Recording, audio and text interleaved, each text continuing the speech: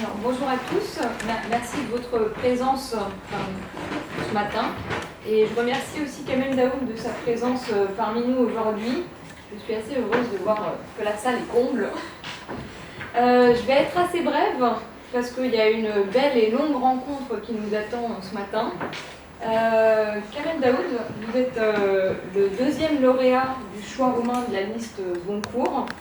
Et votre livre a été plébiscité donc, par 7 jurys étudiants qui font partie de 7 excellentes universités des villes suivantes de Roumanie. Donc, je rappelle le choix roumain, c'est 7 jurys, 7 villes, 7 universités qui sont Brașov, Bucarest, Craiova, Cluj-Napoca, Iași, Sibiu et Timișoara. Donc, votre livre a été plébiscité par 70 étudiants qui ont eu l'opportunité de vous distinguer aussi grâce à nos partenaires. Sans l'agence universitaire de la francophonie, qui est ici présente, qui a financé l'achat des livres, aucun de ces étudiants n'aurait pu lire des livres finalement. Sans l'entreprise Dacia, l'Institut français n'aurait peut-être pas pu financièrement financer entièrement l'organisation du jury 2014. Sans l'entrepreneur Christiane Préautsou et son restaurant Le Bistrot Français, les étudiants, les présidents du jury n'auraient pas pu feindre l'authentique déjeuner des jurés Goncourt. Et sans la librairie Kiralina, le jury 2014 n'aurait pu se réunir pour vous choisir. Votre venue et votre présence parmi nous sont aujourd'hui le point final en fait, de la seconde édition du choix roumain. Et ils ouvrent la 3e édition. En ce sens, je souhaite, au nom de l'Institut, remercier chaleureusement et sincèrement tous nos partenaires qui sont des acteurs incontournables de cette action, donc vous êtes aujourd'hui le héros, avec l'espoir et la certitude que cette action fédératrice autour de la littérature contemporaine puisse encore durer longtemps. Merci à tous. L'Agence universitaire de la francophonie avait choisi de participer à côté de l'Institut français à ce concours parce que nous pensons qu'il est essentiel pour les jeunes de rencontrer leur modèle. Donc, je vous félicite pour avoir invité M. Daoud et je pense que c'est aussi une occasion pour les étudiants qui ont lu votre livre d'échanger avec vous et c'est une occasion qui va les enrichir davantage. Il faut préciser que ce jury fait un travail conséquent puisque déjà il s'attelle à la lecture des 15 ouvrages en lice pour le concours. Donc 15 ouvrages pour des étudiants qui n'ont pas le français comme langue maternelle, c'est quand même assez dur, sur une période très courte, un mois et demi.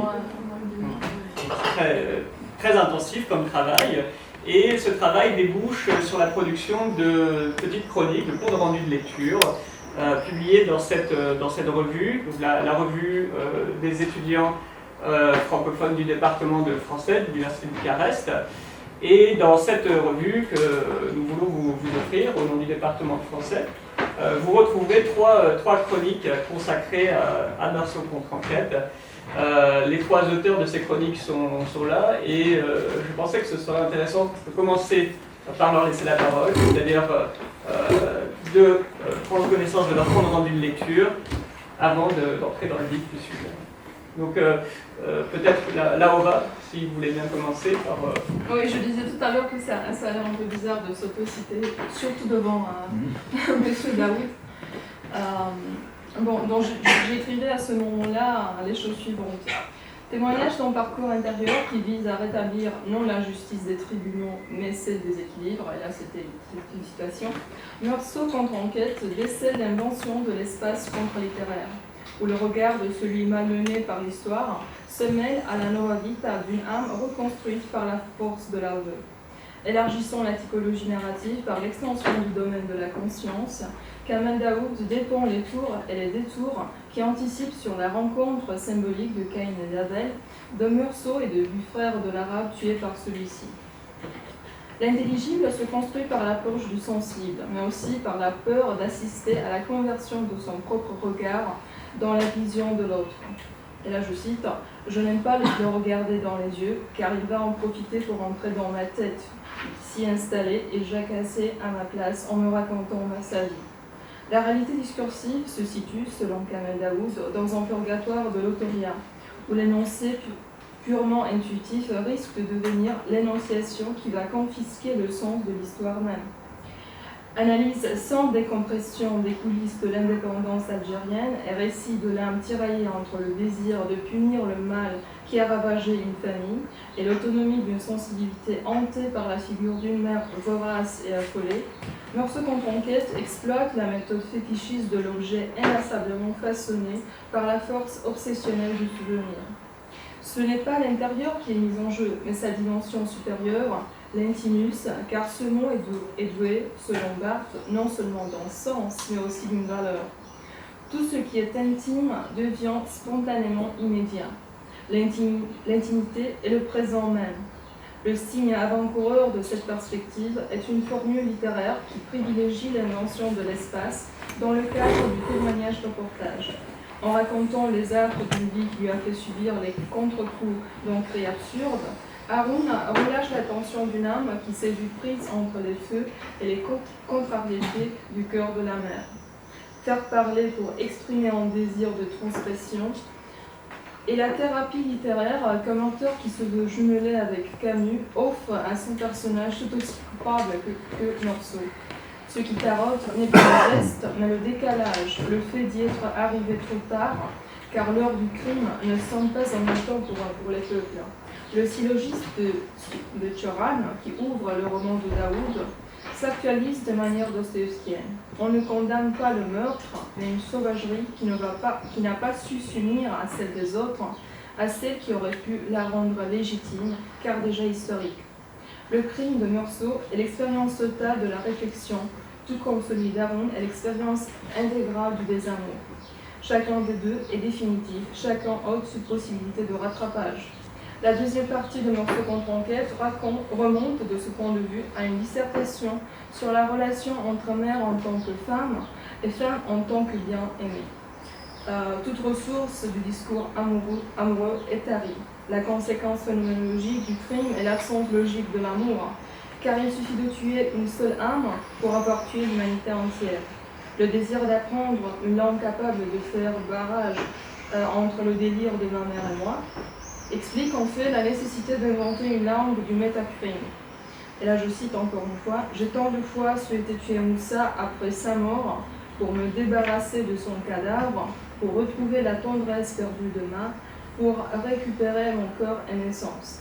Si tuer Moussa constitue l'énoncé d'une histoire personnelle envahie par un revenant, il lui faut tuer concrètement pour aboutir à l'énonciation, pour l'exclure. » Kamel Daoud projette ainsi le drame du déterminisme psychologique, du mal qui lie l'homme à une histoire entièrement maculée, dans un récit qui ne traduit plus l'expérience ou l'exploit, mais le tréfonds de l'être.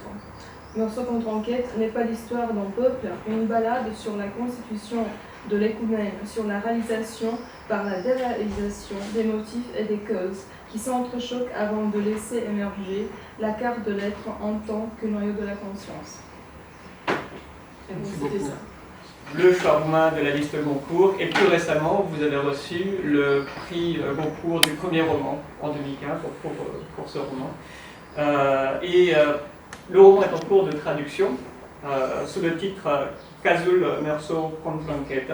Donc il sortira aux éditions EB Publishing à quelle période? En novembre, donc pour Gaudeamus. Et pour commencer, est-ce que vous accepteriez de présenter en quelques mots votre roman? Une question, c'est la couverture? Oui, c'est la couverture du livre. D'accord. Merci d'être là, merci de vous intéresser, merci d'écouter.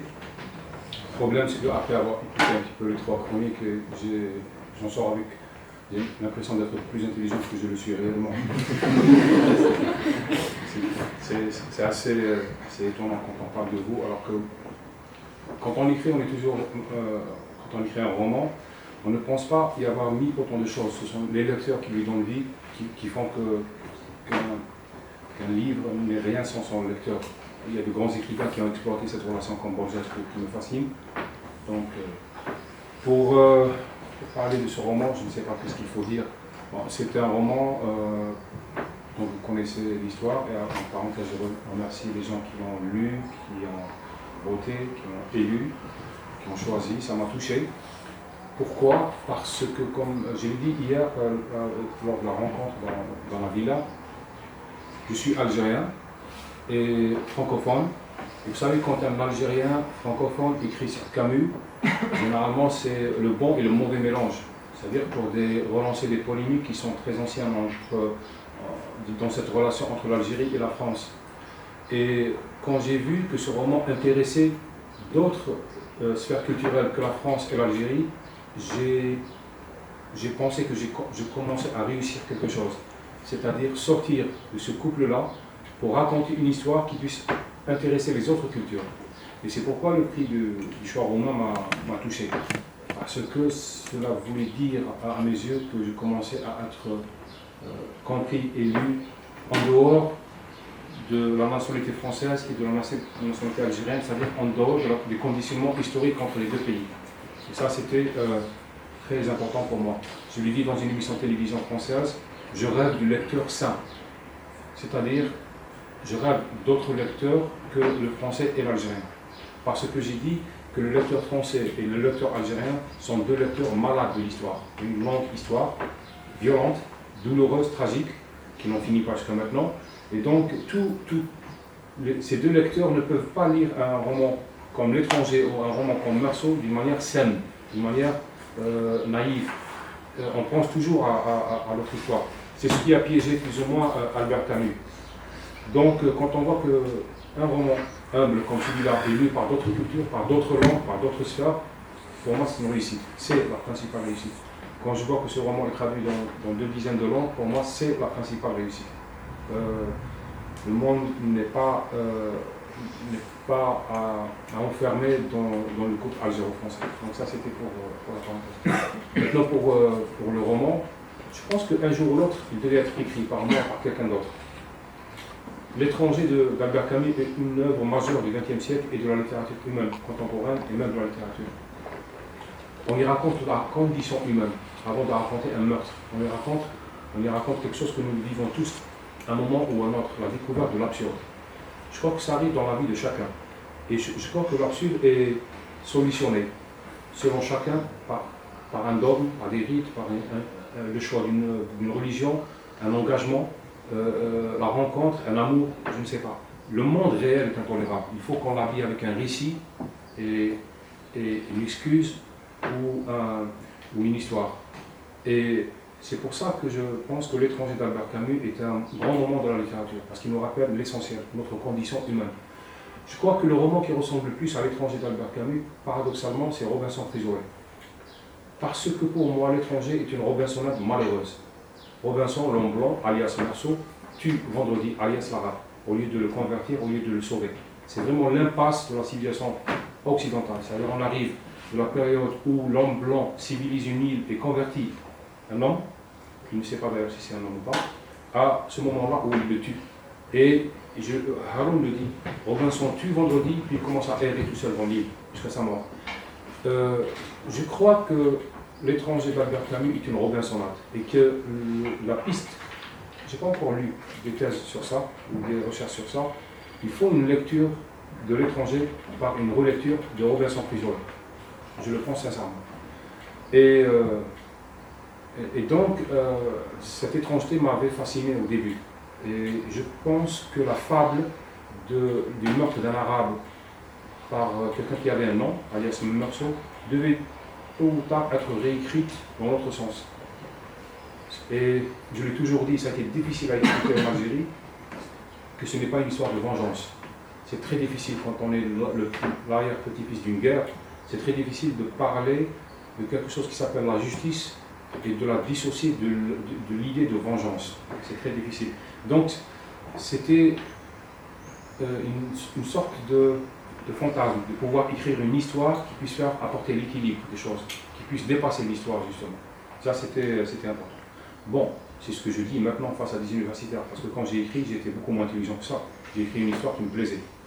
crois que toute histoire commence par le désir. Il y a le coup de foudre, et après on a de longues années d'explication. Et donc ça se passe comme ça. Le coup de foudre est inexplicable, et après ce qui vient après, c'est une longue déclinaison de cette rencontre. Alors je suis en train de parler en attendant vos questions. Donc c'est ce que je pense de ce roman. Et j'étais aussi content que par la suite les gens l'ont lu comme une œuvre littéraire, pas comme le roman d'un décolonisé entre guillemets qui répond à un colonisateur. Ça c'était important pour moi. Je voulais raconter la condition humaine. Je voulais que quand un lecteur roumain, japonais ou congolais le lise, il se dise tiens, il parle aussi de moi, ou d'une partie de moi, ou d'une n'importe de moi. C'est pas le roman d'un Algérien, c'est pas un roman de nationalité, c'est pas le roman de son histoire. On raconte le monde à partir de soi-même, de sa propre expérience, mais on raconte le monde. Ça, c'était plus ou moins... C'est le rêve, c'est la définition que je me fais, que je m'offre de la littérature en général. La littérature ne raconte pas la Roumanie ou la Russie. Elle raconte l'homme, la condition humaine, à travers l'histoire de la Russie, de la Roumanie ou du Brésil ou des États-Unis. Ça, c'est important. La littérature, quand j'étais enfant, avec la langue française, m'a apporté deux choses. La liberté et le monde. J'étais, parce que maintenant je n'ai pas beaucoup de temps, un très grand lecteur. Je lisais énormément. Pourquoi et cette langue, j'ai un rapport d'autodidacte. Ce n'est pas à l'école. Mais je lisais énormément parce que c'était fantastique. Vous imaginez, au lieu de vous fatiguer à aller dans le monde, vous êtes assis chez vous, c'est le monde qui vient à vous. Je trouvais ça extraordinaire pour un grand feignant comme moi. C'est le monde qui vient à vous, vous voyagez quand vous voulez, et puis vous arrêtez quand vous voulez. Vous pouvez suspendre le temps, vous pouvez après renclencher. Dans un roman où il y a 20 personnages, ce sont 20 personnages illustres qui vous attendent, vous, le lecteur. Vous pouvez les mettre en suspens, en sursis, en stand-by, aller manger, aller nager, et puis revenir, et puis convoquer tout le monde, rejouer, pour moi. C'est quelque chose d'extraordinaire, je veux dire, la littérature. C'est divin. On y a le lecteur. Généralement, on dit que l'écrivain, c'est comme un dieu qui crée. Les gens se trompent. C'est le lecteur qui est le dieu. C'est le lecteur qui regarde les personnages s'agiter pour lui. Le dieu, c'est le lecteur. Je crois que l'écrivain n'est que son prophète quelque part. C'est lui qui réalise le livre, et celui qui est adulé, celui qui est admiré, c'est le lecteur. Justement, vous parliez de vos premières lectures. Votre première rencontre avec L'étranger de Camus, ça remonte à quoi en fait? Et quelles ont été les premières impressions de lecture? Est-ce que vous vous en souvenez? Oui, c'était l'ennui. L'étranger m'a ennuyé. C'était un roman admirablement bien écrit, mais qui était vide. C'est comme un homme ou une femme très bien habillé, avec beaucoup d'élégance, mais qui ne dit rien. Quand il était sec, il n'avait pas d'âme. J'ai surtout lu l'œuvre philosophique de Camus, parce que j'en avais besoin. Je sortais d'une grande période religieuse et j'avais besoin de béquilles philosophiques. J'avais besoin de construire une alternative à la religion. Et donc pour moi, le mythe décisif, l'homme révolté, Caligula, était beaucoup plus important que l'étranger. Par la suite, j'ai lu La Peste, parce que je suis oranais, donc La Peste c'est à Oran.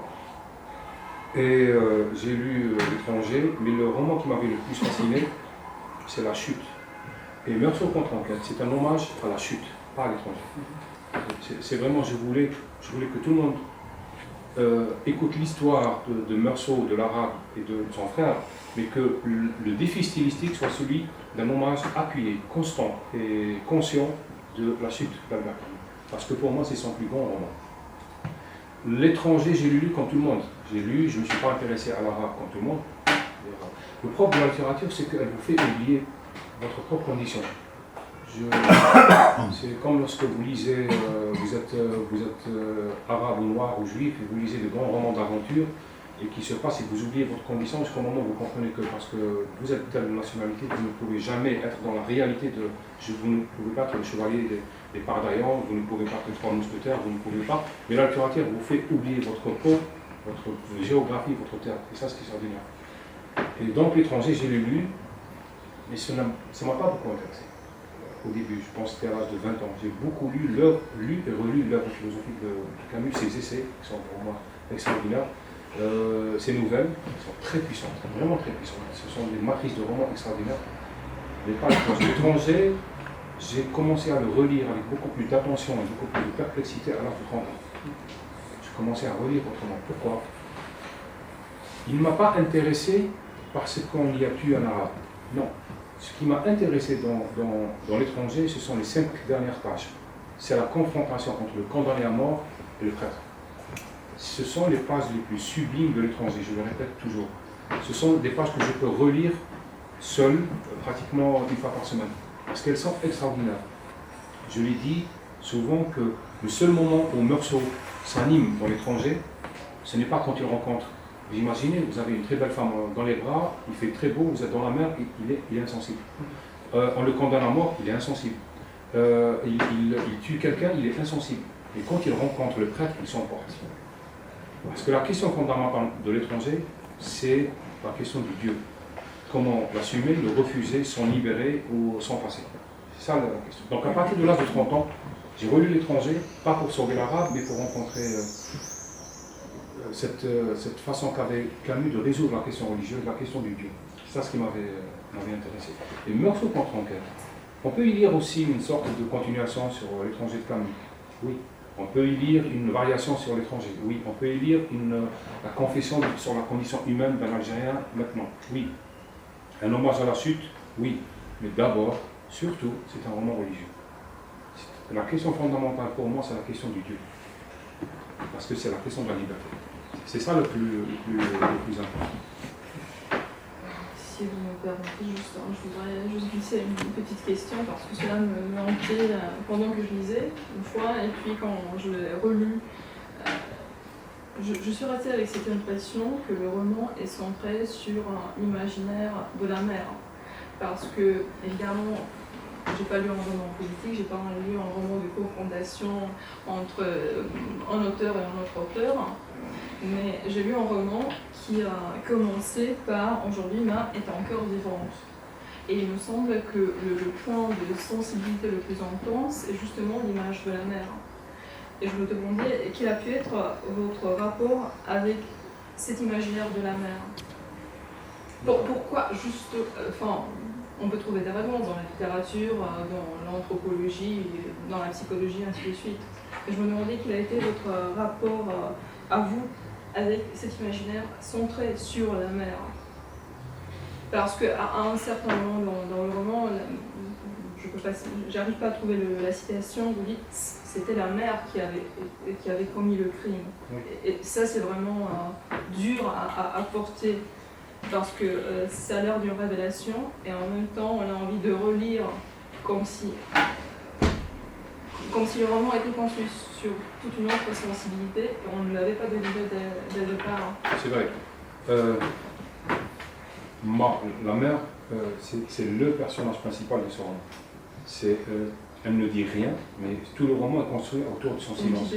C'est une sorte de divinité magnifique qui manipule tout le monde. Manipule le fils aussi. Alors, pour être sincère, en tout cas en ce qui me concerne, quand j'écris un roman, je n'ai pas des fiches de personnages, en disant que tiens, celui-là il va faire ceci, après non. Je lis en même temps que j'écris, c'est-à-dire je lis un livre qui n'est pas encore écrit. C'est ça. Je pense que l'écriture, c'est lire un livre qui n'a pas été écrit. Et donc les personnages viennent et s'imposent. Donc j'ai commencé à écrire au début. Parce que le début de ce roman c'était une chronique. Je suis chroniqueur en Algérie, je suis journaliste. Donc j'ai fait une fois une chronique qui s'appelle l'arabe Meursault ou l'arabe 2 fois tué. Et donc c'est mon éditeur qui a vu la chronique dans le journal, il m'a dit ça c'est un très bon roman, je continue. Donc j'ai écrit ça. Et en écrivant, bien sûr, je m'amusais aussi. Et la figure de moi, la figure de la mère s'imposait toute seule. Au fur et à mesure, je sentais qu'il devait y avoir quelqu'un qui était le grand instigateur de toute cette affaire. Quelqu'un qui se cache, qui ne dit rien, mais qui contrôle tout, qui fait tout, qui pousse tout le monde à la confrontation ou à la révélation. Et donc la mère est venue toute seule, ça s'est imposé. Parce qu'au début, très simple, j'ai dit je vais raconter quand je fais la chronique, je raconte l'histoire de l'étranger vu autrement. Ok, qui va parler? En principe, c'est la victime, donc c'est l'arabe. Mais il est mort, donc il fallait que je trouve un frère. Donc j'ai inventé le frère et je commençais à raconter. Et l'histoire était faible, je le sentais instinctivement. Je sentais qu'il y avait quelqu'un d'autre qui était assis là, qui attendait. Donc au fur et à mesure que j'écrivais, c'est la mère qui se dessinait. Et par la suite, elle s'est imposée toute seule. Ça, c'est du point de vue de la mécanique d'écriture. Maintenant, on reste pourquoi. je pense que je suis méditerranéen. La figure de la mère est très puissante, elle est très présente. Bon. Même Camus l'a dit, l'aurait dit, sur la fameuse phrase, quand on lui a posé la question sur les bombes à Alger durant la guerre de libération, il aurait dit, entre la justice et ma mère, je choisis ma mère. Je le comprends. Bon, on lui a reproché ça en Algérie, mais moi je le comprends, je me dis, c'est tout à fait normal. Parce que la figure de la mère, c'est une figure titulaire aussi dans la littérature mondiale, souvent, dans la littérature méditerranéenne, encore plus, je crois. Enfin, j'aime à le croire. Mais moi, c'est vrai que le devenu par la suite un personnage très important. Et c'est une sorte de faux fantôme. Parce que c'est un personnage qui ne dit rien, mais on sent que c'est lui qui fait tout. C'est lui le socle de. Une absence extrêmement présente, oppressante en même temps. Oppressante aussi. Oppressante. On pourrait peut-être rappeler un peu la chronologie, parce que en 1942, c'est l'été 42, c'est la mort donc, de l'arabe dans le roman de Camus. À l'époque, à quel âge? Il a 7-8 ans quand ça arrive. 1962, c'est donc 20 ans après la vengeance en fait, c'est-à-dire que il venge son frère en tuant un Roubi, un Français. Et il raconte cette histoire alors qu'il est très vieil, très vieux. En lisant en fait ce roman, moi je me suis interrogé sur la mort du frère en fait, puisque le problème c'est qu'on ne retrouve pas le cadavre. On ne retrouve pas le cadavre, on l'enterre mais le tombeau est vide. La pauvre mère ne peut pas toucher l'indemnité de martyr puisqu'elle n'a pas de preuve, elle ne peut pas prouver que son fils est mort. Donc, est-ce qu'il est vraiment mort ou est-ce que finalement il est mort que dans le roman de Meursault? C'est-à-dire, je voulais jouer. Meursault, c'est-à-dire l'étranger, c'est un roman, donc c'est une fiction. D'accord ? Mais quand on parle d'une fiction dans un autre roman, la première fiction devient une réalité. Tous les écrivains le savent. Si on prend un personnage, par exemple Scheherazade, les Mille et Une Nuits, on l'a fait jouer dans un film, etc. Les Mille et Une Nuits prennent d'un coup une dose de réalité, deviennent réels. Donc, si je parlais de l'étranger, de Meursault comme étant un personnage réel, c'est toute l'histoire qui devient vraie.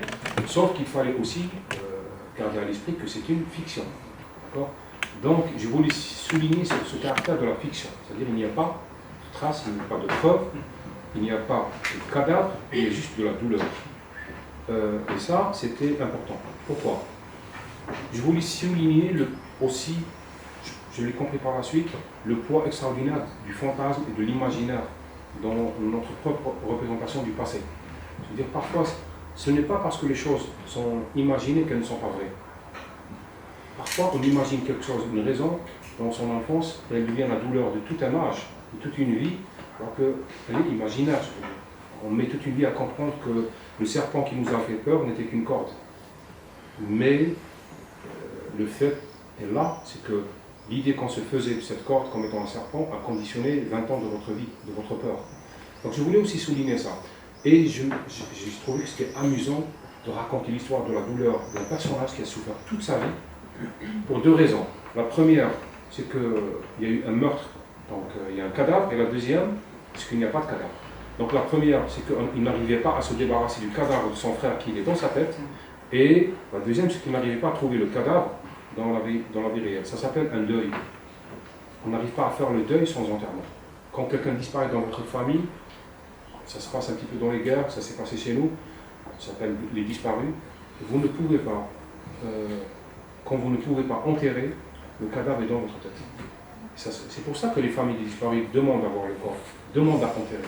Parce que enterrer quelqu'un, c'est rendre total sa mort et pouvoir s'en débarrasser. Moussa, Haroun est dans cette perspective, dans ce piège où le cadavre, il est dans sa tête. Puisqu'il n'y avait pas de cadavre, il y avait tout le temps un cadavre. Donc j'ai voulu aussi jouer sur ça. Parce que Haroun n'arrive pas à faire le deuil. Il est obligé à une sorte de deuil permanent, toute sa vie. C'est quelqu'un qui porte un cadavre, il n'arrive pas à le... C'est pour ça en écrivant, je suis un grand lecteur des mythologies bibliques, coraniques, etc. Et je trouve fascinant cette fable d'Abel et de son frère.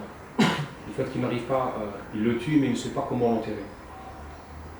parce que la sépulture n'a pas été inventée. On ne savait pas comment enterrer.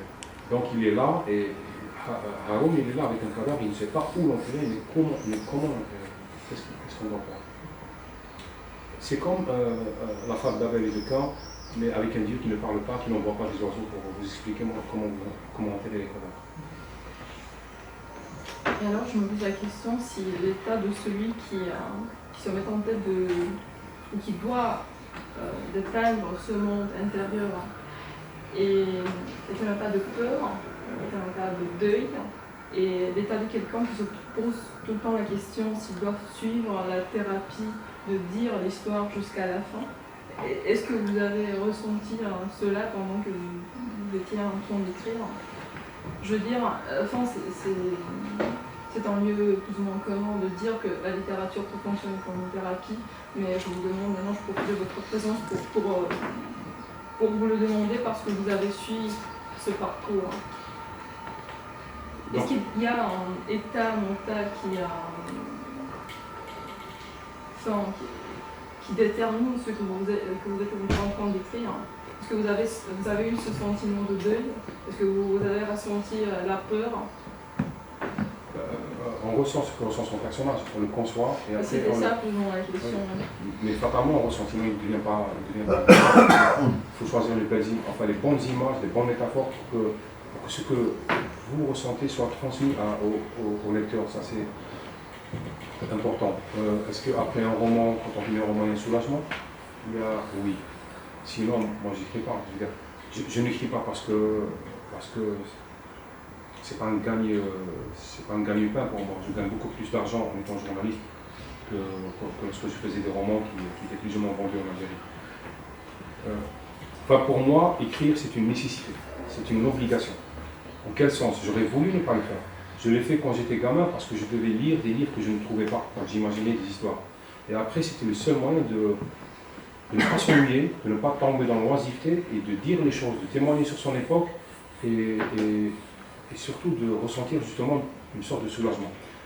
J'avais écrit un roman qui a été publié en Algérie qui s'appelle Ô Pharaon. Pourquoi? En Algérie, durant l'année 97, il y a eu de grands massacres. C'était la guerre civile, il y a eu de très grands massacres. J'ai vécu une expérience qui était dure. C'était le 31 décembre 1997. J'ai été appelé par quelqu'un en me disant à 250 km de la ville, il y a eu un grand massacre. D'accord? Je prends la voiture le lendemain avec un photographe de Reuters, c'est l'agence, et on y va. J'arrive dans un endroit totalement vide, dans les montagnes, où habitaient des tribus. Et là, je loue un âne, on traverse une rivière, je monte, et là, je débouche sur quelque chose qui, pour moi, l'horreur, l'abomination, c'est le vide. Découvrir un endroit où il y avait 5 tribus qui ont été décimées, 1000 personnes assassinées. Je regarde, je n'arrive pas à le croire, parce qu'il y a un mécanisme dans la tête de Dini qui se met en place immédiatement. C'est quelque chose que j'ai vécu. Je comprends mieux maintenant quand on parle de l'Holocauste, et quelqu'un qui a parlé de cette discipline du condamné face au four. C'est-à-dire les gens vont vers la mort au lieu de rouspéter, ils sont dans l'ordre.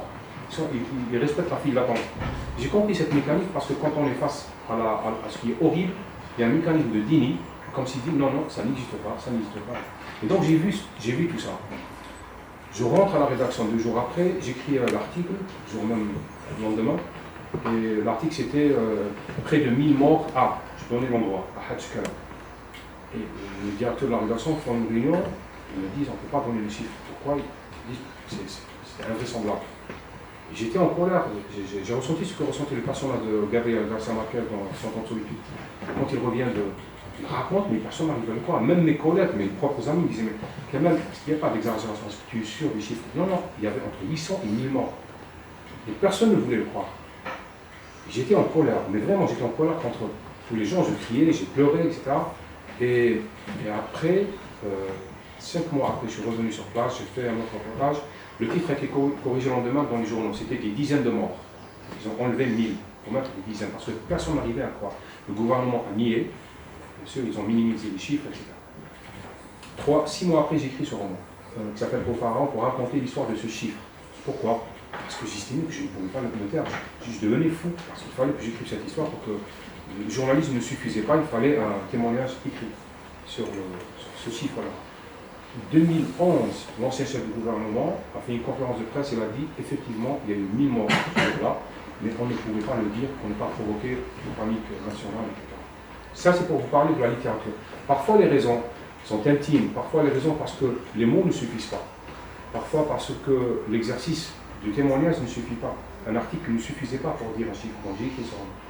Mais les mécaniques sont. Et quand je l'écris, j'ai senti plus ou moins une sorte de réparation. J'ai dit, j'ai témoigné de ce que j'ai vu. Ça, c'est pour un roman. Pour celui-là, c'était quelque chose d'autre. J'ai senti comme si quelque chose revenait à sa place. Et je passe à autre chose. Est-ce que c'est toujours la vérité qui vous porte vers ce genre d'écriture?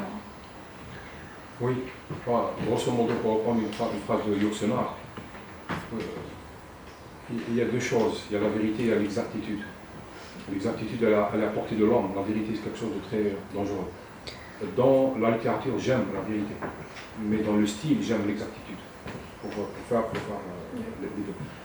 Je crois que l'homme porte en lui une obligation, une nécessité morale. Quand on est en infraction, on ressent le malaise. Quand on est dans la conformité à cette morale, elle n'est pas religieuse. Je pense qu'on a le sens de ce qui est juste, de ce qui est honnête, de ce qui est vrai. On le sait tous instinctivement dès le début. On s'est habillé par la suite par les interdits religieux, par les dogmes, par la culture, par le conditionnement politique ou culturel, etc. Je suis l'enfant d'un... La ceci de ressemblant avec la Roumanie, ce que nous avons vécu de longues années. Vous êtes sortis de ça, mais nous pas encore. De socialisme, de totalitarisme, de discours ambiants, de mensonges dans le manuel scolaire, dans la vérité, dans le discours même. Les gens ne disaient pas ce qu'ils pensaient. Ils avaient deux discours, un discours pour la consommation. Les jeunes générations ne le savent pas, mais ceux qui se souviennent du communisme ou du socialisme savent très bien que c'était un sport national de dire les choses d'une manière et de penser autrement. Et c'est quelque chose qui vous marque. Après, j'avais le souci de ce qui est exact, de ce qui est vrai. Il faut que les choses soient dites, bien écrites, mais il faut que les choses soient vraies. Il faut qu'on dise les choses aussi. Ça, c'est important. Dans certains pays, peut-être en Occident maintenant, plus ou moins, la vérité est plus ou moins aisée. On peut la dire, parfois, pas toujours. Dans d'autres sphères, comme les miennes, la vérité est difficile. On ne peut pas dire, par exemple, ce qu'on pense du religieux. Ce qu'on pense du politique, moi je peux le dire parce que je suis connu, on ne me touche pas. Mais il y a des risques. Des risques beaucoup plus grands pour les autres, pas pour moi. Donc c'est quelque chose de... L'exigence de vérité n'est pas la même quand on vit dans un pays comme dans un autre. La fonction de la littérature n'est pas la même aussi.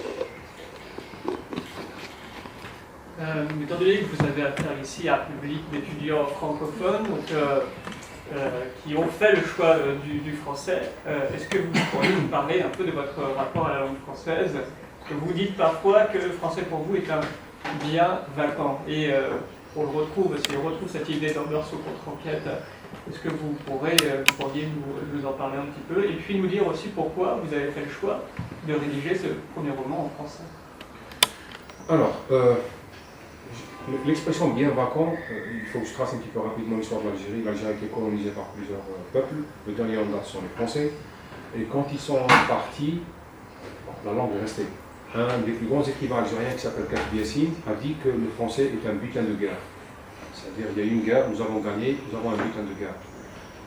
Moi j'ai dit que c'est un bien vacant. Le bien vacant en Algérie, ce sont tous les biens laissés par les colons qui étaient gérés par l'État. Donc que l'État distribuait, qui était là, qui n'appartenait à personne, mais qui appartenait à tout le monde à la fois. Et donc c'est pour ça que j'ai dit la langue française pour moi, c'est un bien vacant. Je ne pense pas que ce soit un butin de guerre parce que je ne suis plus l'enfant de la guerre. Je comprends Katib Yassine. Moi, je suis né après. Donc pour moi, c'est une langue qui n'appartient à personne, qui appartient à tout le monde. Je l'ai prise, elle m'appartient maintenant. Ça, c'est pour l'expression de butin de guerre. Pourquoi j'ai écrit en français? C'est parce que ça me plaît. Parce que je trouve que je m'exprime bien dans cette langue. Parce que c'est une langue qui me fait rêver. Là aussi, j'explique. À partir des années 75, je pense, un peu avant, il y a eu une politique en Algérie d'arabisation. Le problème, c'est que c'était une politique portée par des raisons, par des arguments politiques, pas uniquement culturels. C'est-à-dire qu'il fallait arabiser parce qu'il fallait être plus arabe que les arabes pour ne pas être français. Et c'était assez violent comme mécanique et ça a échoué. Parce que c'était la propagande plus que de l'arabisation réelle. Donc à l'école, l'arabe classique, qui est une très belle langue que j'aime beaucoup, représentait les devoirs à faire d'enseignants qui étaient méchants, les choses, l'obligation, la loi. Je rentre à la maison, je découvre des romans qui étaient sans images, c'est des romans policiers avec de très belles femmes dessinées, au cœur de l'humanité. Et donc je commence à lire le français, à essayer de comprendre l'histoire, les mots, etc., etc. Donc au fur et à mesure, il y a une sorte de partage de tâches. Dans la langue arabe représentait pour moi ce que je devais faire, le français représentait ce que j'avais envie de faire. Donc c'était deux mondes. Plus je lisais des romans, vous savez, à l'école on ne vous enseigne pas ce qui est interdit. Quand on lit, je trouvais la description de femmes nues, de comment on embrasse, d'histoire d'amour, d'histoire de mère, d'histoire d'aventure. Donc c'était des moments d'évasion. Et donc pour moi, le français est devenu une langue d'évasion, de fantasme, de rêve, de sexualité. Et la langue arabe est devenue une langue d'obligation, d'interdit, de tabou, etc. Bon, par la suite j'ai corrigé les deux. C'est ce qui fait que par la suite, instinctivement, j'ai commencé à rêver en français. Il y a eu le fait aussi l'accès aux livres. Je n'avais pas accès à beaucoup de livres en arabe, malgré l'arabisation, parce que l'accès aux livres était difficile.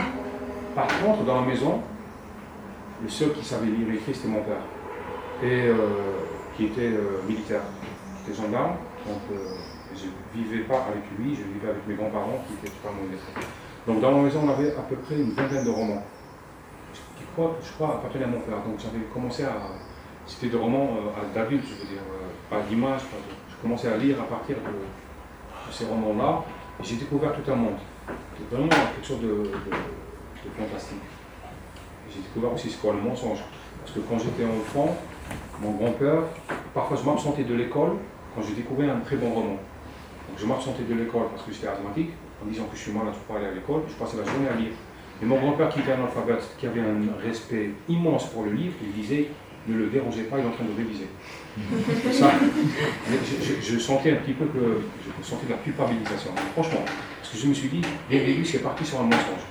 Parce que lui, il croyait que, vous savez, pour les gens qui ne savent pas lire, un livre, c'est quelque chose de. Surtout les anciennes générations.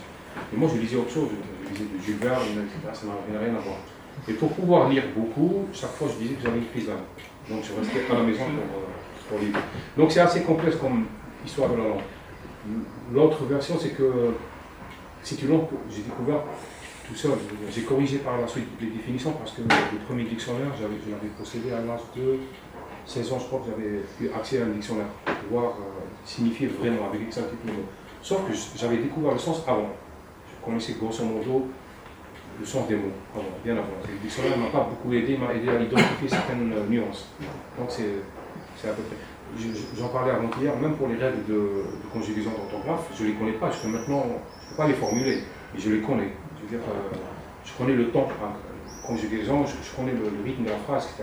Mais si on me dit quel temps et ceci, quel temps, je ne peux pas l'identifier. Mais je connais les règles. C'est comme pour conjuguer, on apprend. Donc c'est ce rapport-là. Pourquoi j'ai continué à écrire en français? Parce que j'ai fait des études, j'ai eu un bac maths. Après, j'ai fait langue française parce que j'avais le fantasme de devenir écrivain.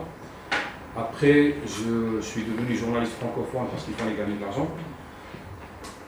Et j'ai continué à écrire en français. Je veux dire, la question ne s'est pas posée pour moi, cette langue ou l'autre, c'était pour moi c'est tout à fait naturel. Je lis en arabe, j'écris en arabe. Le marché éditorial arabe ne réussit pas beaucoup maintenant. Donc je n'y pense pas. Pour moi, c'est une langue tout à fait naturelle. C'est normal, c'est tout à fait normal. Par contre, ça m'a posé quelques problèmes le français. Le premier, c'était l'oralité. Je parlais très très mal le français, je ne le parlais pas. Quand j'ai atterri à la fac, à l'université, moi qui viens d'un village, la fac c'est connu pour deux choses, surtout dans les instituts de langue. Les femmes sont très jolies, tout le monde parle en français, c'est la classe moyenne. Moi qui débarque d'un village, je ne savais pas parler le français. Donc j'étais étonné par le fait que les gens parlent et ils parlent vite. Moi, le premier français qui parle français que j'ai rencontré, j'avais 20 ans. Tous les autres étaient morts avant, c'était des livres. Donc c'était assez. Donc je voyais les gens parler, je me disais, là j'ai fait une erreur parce que tout le monde va être meilleur que moi. Mais à l'écrit, j'étais le meilleur. Parce qu'à l'écrit, tout le monde parlait bien parce que c'était un effet de mode, mais dans la réalité, ils ne maîtrisaient pas. C'est par la suite que j'ai commencé à corriger. J'avais aussi un souci particulier pour apprendre ce qui est oral, parce que je parlais comme un livre. Vous voyez, c'était trop précieux. Pour saisir une phrase, c'était trop précieux. c'est difficile. Il y a une blague algérienne que je raconte souvent, c'est quelqu'un dans le village qui tombe amoureux d'une très belle femme qui habite à Ville, donc qui est très jolie, qui est aisée, qui parle français, qui lit. Ses amis lui disent tu n'as aucune chance. Elle aime la littérature. Donc lui, il commence à apprendre la langue, et il lit tous les romans français, Harlequin, etc., les petits romans d'amour. Donc à un moment, il finit par la séduire, ils sont en face de la mer, j'adore cette histoire. Face à la mer, il se penche vers elle, il lui dit je t'aime, puis il ajoute murmura-t-il. Je crois que c'était un grand débat dans ma vie. Donc j'écris naturellement en français, je ne me pose pas la question. Je ne suis pas français, je n'ai pas envie d'être français, je vis en Algérie, j'aime mon pays, j'aime, pas au sens nationaliste, que les gens que j'aime sont là-bas, j'aime aller en France, etc. Mais le français n'appartient pas à la France. Je suis algérien, j'ai vécu cette période-là, mais donc je suis parti d'Algérie, ça fait maintenant 10 ans, et je voulais vous demander, par rapport à la place de la langue française en Algérie, est-ce que vous sentez qu'il y a un déclin ou, Depuis des années, on lance la fin du français en Algérie, et ça continue, je suis là. La preuve, ils vont que ça se perpétue, qu'on ne veuille pas. Il y a deux phénomènes, il y a un phénomène d'histoire et un phénomène de mode. Je suis en train de remarquer. Le phénomène d'histoire, c'est que le français en tant que, pour certaines générations, commence à disparaître, parce que c'est une génération ou deux qui disparaissent, et il y a d'autres générations qui arrivent. Donc, ça, c'est le phénomène d'histoire. Le phénomène de monde, c'est que les classes moyennes supérieures en Algérie enseignent à leurs enfants, pratiquent dans leur maison le français. Les films sont en français, les télévisions qui sont consommées sont en français. L'administration se fait en français, même que si les formulaires sont en arabe, etc. Le conseil de gouvernement se fait en français, comme tout le monde le sait. Donc c'est une... Alors j'ai vu que l'ancienne génération parle encore français, l'argent parle français. Et ça c'est important, parce que la langue d'un pays, c'est la langue de son fric. Et les jeunes générations qui montent, les classes moyennes, parlent en français, voyagent en France, consomment du français, lisent en français aussi, écoutent et entendent en français. Dans leur maison et dehors. C'est presque le phénomène du français roumain, à l'époque où c'était une langue de classe moyenne supérieure, de noblesse, de bourgeoisie, comme vous voulez. Donc ça continue. Pire qu'encore, c'est que les jeunes qui ont été arabisés, la génération après nous, dès qu'ils arrivent à l'université, en quelle langue ils se font enseigner? En français.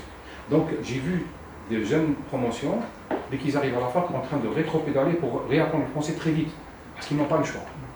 Parce que l'enjeu de l'arabisation est un enjeu politique, pas un enjeu réel, culturel. Ils arrivent, la médecine est enseignée en français. Tout est enseigné, les maths, les physiques, les sciences. Ils vont chercher un emploi en Algérie. On leur demande la maîtrise du français. Et ça, c'est ce qui veut dire qu'il y a la raison historique, il y a la raison culturelle et il y a la raison économique. La preuve aussi, c'est les journaux en français. L'Algérie possède les plus hauts tirages de journaux francophones dans le monde. Vous imaginez le journal où je travaille jusqu'à maintenant, le tirage il est de 200 000 exemplaires. Quand Le Monde en France tire à 80 000 jusqu'à 50 000 exemplaires. 200 000 c'est énorme pour ceux qui connaissent un petit peu les tirages de presse dans le monde. Même un journal comme le New York Times ou le Washington Post, qui sont des journaux d'influence, ne tire pas 200 000 exemplaires. 200 000 exemplaires parce qu'on peut vendre avec un chiffre de rotation de lecture de 3 fois. C'est-à-dire chaque journal est lu par 3 personnes. C'est-à-dire un tirage moyen pour un journal de 200 000, en réalité, c'est 600 000 exemplaires si on avait les moyens de les distribuer, parce que le pays est vaste et la distribution est difficile. Donc paradoxalement, je crois que nous entrons dans un nouveau siècle où les frontières se démantèlent facilement, elles ne signifient pas grand-chose, avec Internet, avec les guerres, avec les migrations, etc.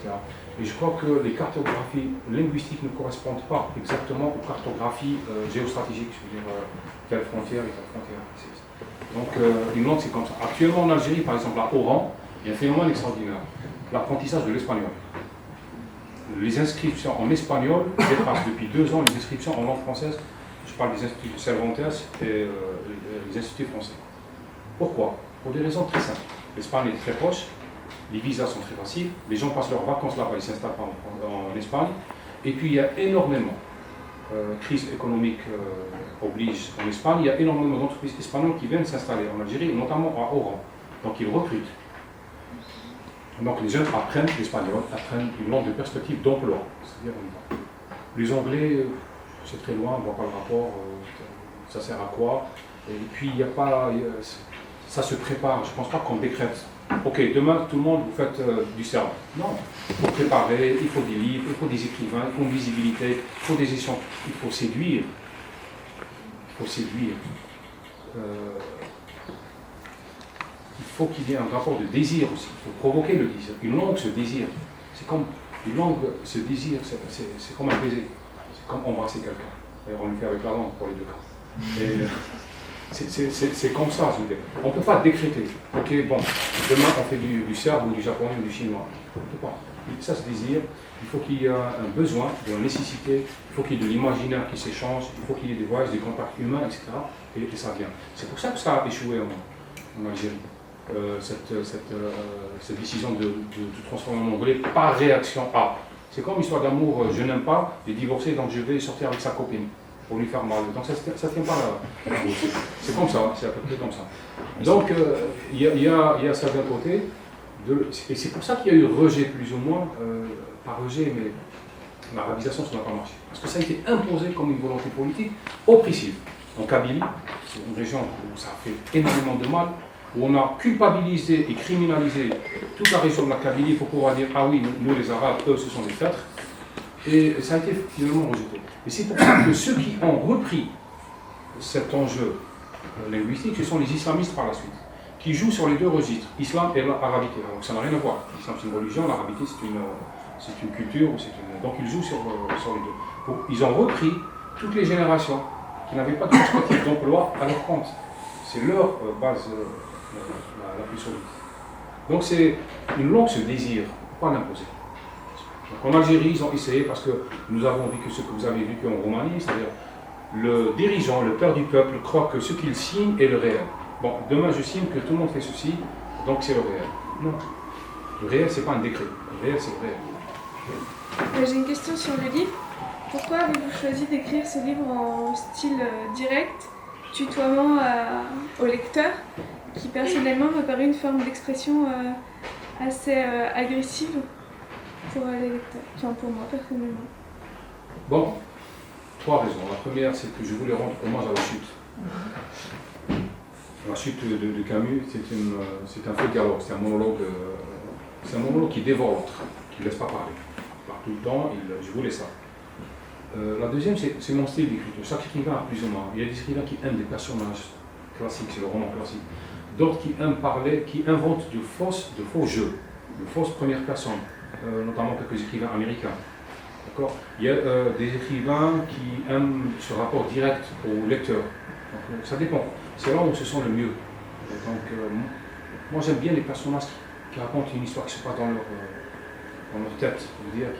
J'ai écrit un recueil de nouvelles qui vient d'être republié en France, qui s'appelle la préface du Nègre.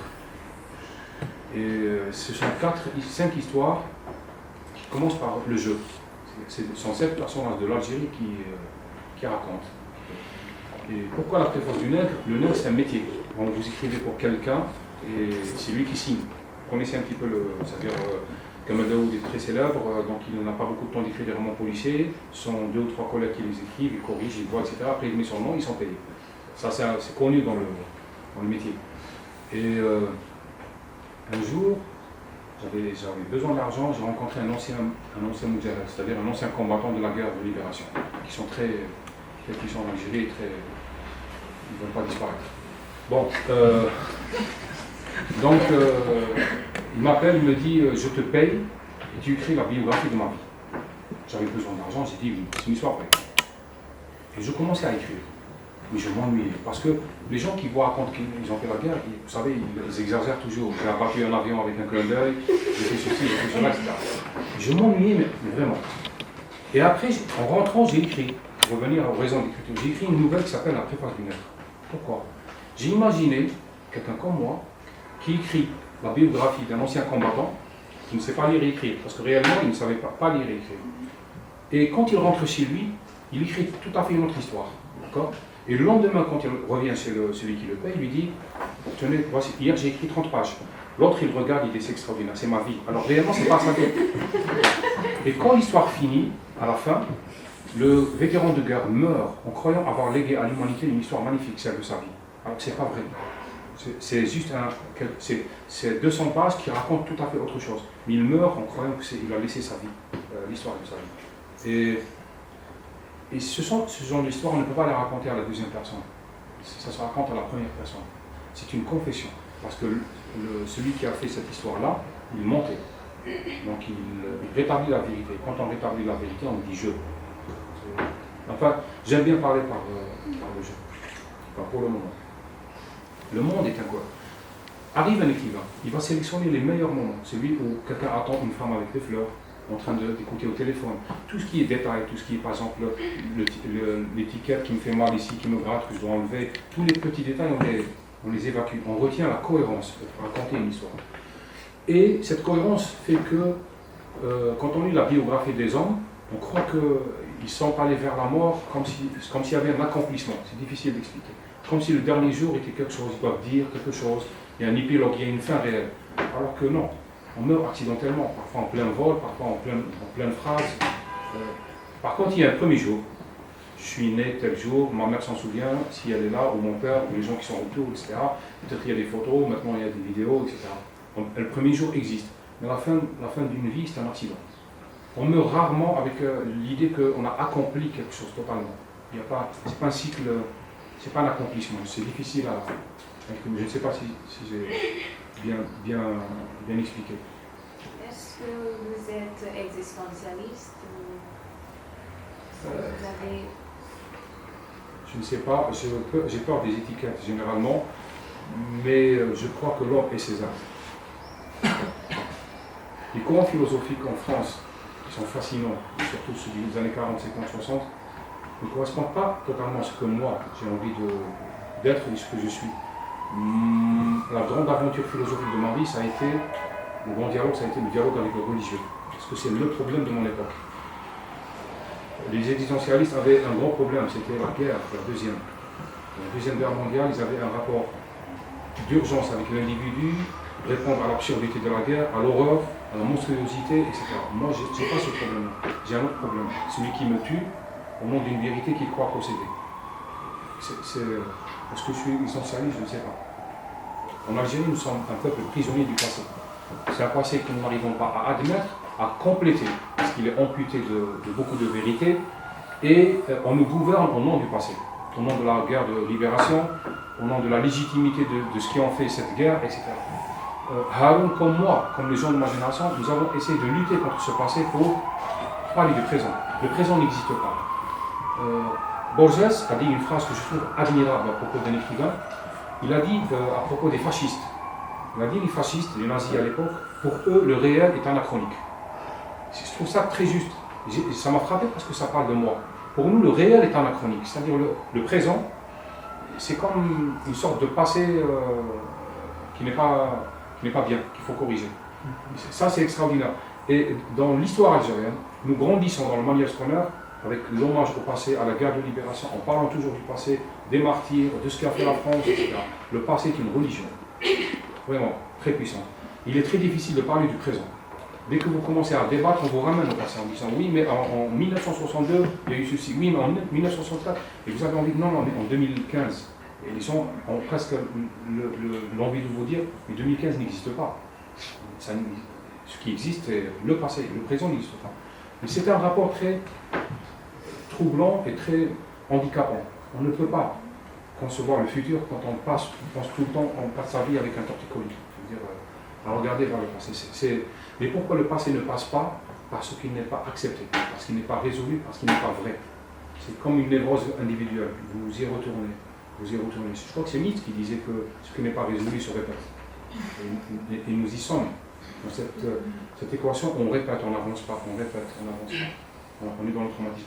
Même pour les djihadistes, si vous voyez leur fascination pour le moment zéro, Daesh publie des cartes géographiques qui remontent au XIIIe siècle. On parle de Khorasan, on parle de Abyssinie, du Maghreb, d'Andalousie, etc. Ça, c'est extraordinaire, parce qu'ils sont dans cette perspective du passé à recommencer. Le présent, dans la mythologie islamiste, c'est une restauration. Restaurer le califat, restaurer l'âge d'or, restaurer Saladin, restaurer le Al-Quds par rapport à Jérusalem. Il y a une vision de la restauration. Nous sommes prisonniers du passé. Je pense que c'est quelque chose qui est propre à l'Algérie, mais qui est propre au monde dit arabe, et qui est propre à certains individus, à certaines nations aussi. Quand le passé n'est pas résolu, le présent est impossible. Monsieur, vous avez des questions du public?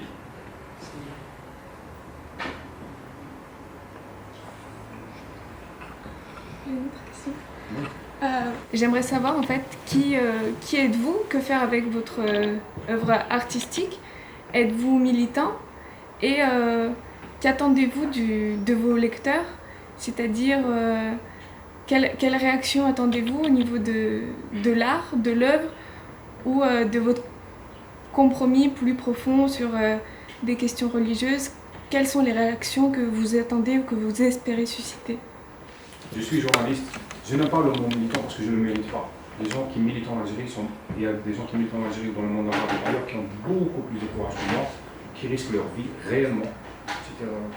Je répète souvent, je pense que c'est indigne de ma part de parler de risque ou de quand une femme se fait violer en Syrie, quand une lycéenne se fait kidnapper au Nigeria par Boko Haram. Je pense que c'est indécent de ma part de dire que oui, je suis menacé, je suis ceci, etc. On l'est tous. Ça, c'est d'un côté. De l'autre, je ne suis pas quelqu'un d'exigeant, je n'attends pas, je ne veux pas convertir les gens à ce que je pense. Je dis ce que je pense. J'écris des livres, pas des livres sacrés. Ça, c'est important. Le militantisme, non. Je suis quelqu'un qui se défend. J'aime pas qu'on hypothèque ma vie. J'aime pas qu'on touche à ma vie. J'ai un slogan. Je n'ai pas de parti politique, mais j'ai un slogan. Je dis toujours que celui qui ne peut pas mourir à ma place ne peut pas vivre à ma place. Donc je peux accepter de dialoguer, d'écouter, d'aimer, d'échanger, d'accompagner. Quelqu'un qui veut vivre à ma place, je ne peux pas l'accepter. Je l'accepterai si le jour où la mort viendra, il me dit écoutez, je vais mourir à votre place, vous pouvez continuer à vivre. Là, je peux accepter qu'il vive à ma place. Ce n'est pas le cas. Ma vie est unique. Je mourrai seul. Je suis né seul. Je n'accepte pas que les autres pensent à ma place. Ça, c'est par rapport à la domination religieuse ou à tout ce qu'ils veulent me proposer. Je ne suis pas militant. Je suis quelqu'un qui se défend, qui défend sa liberté. Je n'aime pas qu'on empiète. Je respecte celles des autres, il n'y a pas de souci. Ils peuvent faire ce qu'ils veulent, crier comme ils veulent, mais je n'aime pas qu'on m'impose. C'est ma vie, c'est moi qui choisis. Je suis le seul à vivre parce que je suis le seul à mourir. Donc, il faut que ça soit clair. Maintenant, pour les lecteurs, ça dépend où on va. J'aimerais raconter mes conditions. J'aimerais en Algérie, par exemple, faire passer, pas des messages, j'aime pas le mot, c'est transmettre une vision du monde. Je suis quelqu'un qui cherche des solutions. Je n'estime pas avoir trouvé, je n'ai pas une vision accomplie du monde, mais je cherche. Vraiment, je cherche. Je cherche à comprendre, je cherche à trouver une solution, je cherche à éviter la souffrance pour moi et pour autrui, je cherche à être plus libre encore dans la limite de la liberté permise, etc. Si ma vision, j'aime bien la transmettre, peut-être que ça peut aider. Moi, ça m'aide. Est-ce que ça peut fasciner peut-être, etc. J'attends des lecteurs qui lisent, qui essaient de comprendre, qui échangent avec moi, qui m'enrichissent, que je les enrichisse. Mais je n'impose pas, je n'aime pas, je déteste ça. Je suis allergique à celui qui veut m'imposer quelque chose. Je suis très individualiste en ça. Je crois que c'est une réaction tout à fait normale quand on est dans un pays qui a connu le socialisme collectiviste. Je suis quelqu'un, un défenseur de l'individu. C'est très important. Je trouvais extraordinaire, par exemple, en Algérie, quand il y a eu l'affaire Charlie, où il y avait d'un côté le slogan « Je suis Charlie », en Algérie, les islamistes, ils ont lancé le slogan « Nous sommes Mohamed ». C'est-à-dire, on n'est plus dans le jeu, etc. Et on voit une belle caricature d'un Algérien au milieu qui disait « Je suis fatigué ». Moi, je ne suis pas fatigué. Vous dites c'est très difficile de faire lire ce roman quand on est français ou quand on est algérien. Est-ce que c'est à cause des problèmes politiques entre les deux pays? Est-ce que c'est à cause... En Algérie, on n'a pas tourné à la page de l'autre. On est plus entre les deux. En France, on veut la déchirer, cette page, et en Algérie, on ne l'a pas tournée. C'est vrai que ce qui pèse, ce sont des raisons historiques et politiques. Énormément. Vous voulez parler de mythe de Sisyphe, les gens vous parlent des positions de Camus pendant la guerre de libération. Vous avez envie de leur dire, ça c'est un problème, ça c'est un sujet. Maintenant parlons de l'homme révolté. Ah non, pas de... Mais l'inverse, en France aussi existe une sorte de tentation pour parler de guerre de libération, OAS, nostalgie d'Algérie, etc. Pas toute la France elle vit normalement, et pas toute l'Algérie parce que l'Algérie vit normalement. Il y a des minorités par là et par là, j'appelle ça les minorités jacassantes, parce qu'elles parlent tout le temps. Et qui à chaque fois répètent qu'il faut parler du passé, etc. Donc Camus est au milieu, moi aussi. Camus parce qu'il est né en Algérie, il est mort en France, pour la guerre de libération, il s'est retiré parce que pour lui, je peux le comprendre, c'est quelqu'un qui refusait la guerre de part et d'autre, donc il a choisi. Il a fait son choix qu'il assume, je ne parle pas de son œuvre. On lui reproche une phrase qu'il aurait prononcée à Stockholm lors de la conférence de presse juste après le prix Nobel. Il aurait répondu à quelqu'un sur les bandes en disant « Entre la justice et ma mère, je choisis ma mère ». Écoutez, qui est l'Algérien qui ne choisirait pas sa mère contre la justice? C'est tout à fait clair, je veux dire, c'est évident. Mais je raconte une anecdote qui est extraordinaire. Camus, on a fait une grosse campagne, les nationalistes en Algérie, enfin les hyper, ils ont fait une grosse campagne contre Camus, il n'est pas enseigné dans les écoles, à cause de cette phrase, soi-disant, entre la justice et ma mère, je choisis ma mère. Ce qu'on ne sait pas, c'est que celui qui a posé la question, c'était un Algérien. Alors, lui, il raconte, cet Algérien, il vivait à Stockholm, il passait par là, dehors, il ne s'intéressait absolument pas, c'est comme moi je suis là. Il entend qu'un écrivain algérien, franco-algérien, français, qui a eu le prix Nobel, qui fait une conférence, il entre, il lui dit « Mais qu'est-ce que vous pensez des bombes en Algérie ?» Il ne s'intéresse même pas à la réponse, il sort. D'accord ? Cette phrase, elle est reprise, elle fait le tour du monde, elle est reprise jusqu'à maintenant, elle est étudiée. Et cet Algérien, un écrivain français, Lanzini, qui l'avait recherché, l'avait trouvé, il lui a dit « Mais est-ce que vous réalisez avec votre question, qu'est-ce que vous avez provoqué dans l'histoire de... » Il a dit « Je le regrette, je ne savais pas que ça allait prendre aussi d'énormes proportions. » C'est pour vous dire qu'il suffit de rien. Et la lecture de Camus en Algérie en France, elle est très difficile. En France, il y a eu quand même une tentative pour faire le centenaire sur Camus dernièrement. Et il y a eu, on n'a pas pu l'organiser, enfin pas moi, les gens n'ont pas pu l'organiser en France. Pourquoi? Parce qu'il y avait sa famille qui était contre, des philosophes qui étaient pour, des gens qui étaient de l'Ouest, des pieds noirs, des Algériens. À la fin, on n'a pas pu. Ça n'a pas été organisé. Vous voyez, l'histoire, elle pèse énormément encore. Elle est très en Algérie, je répète, certains ne veulent pas la tourner. Pourquoi? Deux raisons. La première, c'est que c'est vrai, il faut que la France assume le crime colonial. Mais la deuxième, c'est que ça les arrange. On parle toujours de la France, on ne va pas parler des problèmes locaux. Vous voyez un petit peu. C'est comme à l'époque communiste, quand on parle de l'impérialisme, ça permet de ne pas parler des pénuries, etc., etc. Et en France, il y a un courant très nostalgique, qui parle beaucoup dans les médias, qui intervient. Quand vous voyez un maire qui érige une stèle pour l'OAS, l'OAS c'est une organisation criminelle qui à l'époque refusait l'indépendance de l'Algérie et qui tuait autant de Français que d'Algériens. Et quand un maire en France érige une stèle, j'ai envie de lui dire, mais tournez la page, mais avancez, il y a des problèmes beaucoup plus importants dans votre commune que de faire une stèle sur l'OAS. C'est incroyable cette obsession du passé. Donc c'est difficile pour certains de dire. J'ai raconté hier une histoire. Elle est très révélatrice, j'aime la répéter. En novembre, j'étais invité par le philosophe français Finkielkraut pour une émission. Donc, il y avait un pied noir qui était présent, qui a écrit Camus et Alger, ou quelque chose comme ça. Et le roman, pour ceux qui l'ont lu d'entre vous, il y a deux parties. Une partie où Haroun parle du criminel, de l'assassin de Camus. La deuxième partie, il parle de l'Algérie actuelle, etc. Et le pied noir me disait, vous savez, la deuxième partie est magnifique. Alors je critique l'Algérie. La première, elle est... Ouais. Et en Algérie, on m'a dit exactement le contraire. On m'a dit la première, c'est magnifique, mais la deuxième, elle est... Ouais. Ça vous montre un petit peu le rapport à l'histoire. Bon, les romans, ils m'ont dit que les deux parties sont bonnes. C'est une émission qui est passée sur France Culture, je crois. Oui, il me semble. France Culture. Ouais, ouais. Donc vous pourrez partager le lien. C'est intéressant effectivement d'avoir ces différents points de vue qui sont très révélateurs. Ouais. Est-ce qu'il y a d'autres questions? Moi, je me suis... Ah, allez-y. Une question. Concernant votre... Bon, vous avez dit que vous n'étiez pas un manifestant, mais je vois qu'il y a un certain engagement politique, disons, dans votre... Donc, je voulais vous demander pourquoi avoir écrit ce roman en dialogue avec Camus, ne pas avoir écrit afin de surprendre la condition humaine généralement, comme vous avez dit avoir voulu faire. pourquoi ne pas avoir écrit ce roman avec des personnages, disons, anonymes, avec un arabe qui n'a pas été tué par Meursault, mais par un anonyme, justement. Et bon, parce que depuis tout à l'heure, vous parlez de questions politiques, et je vous vois très ancré dans la réalité politique. Ce n'est pas un reproche, mais je vous vois très engagé, très ancré dans la réalité politique de nos jours.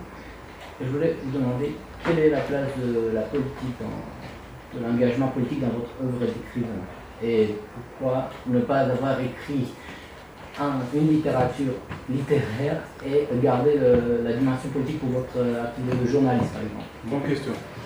Alors, pourquoi je n'ai pas choisi un autre arabe anonyme? Ça n'aurait pas, ça tient pas. Il faut une tension.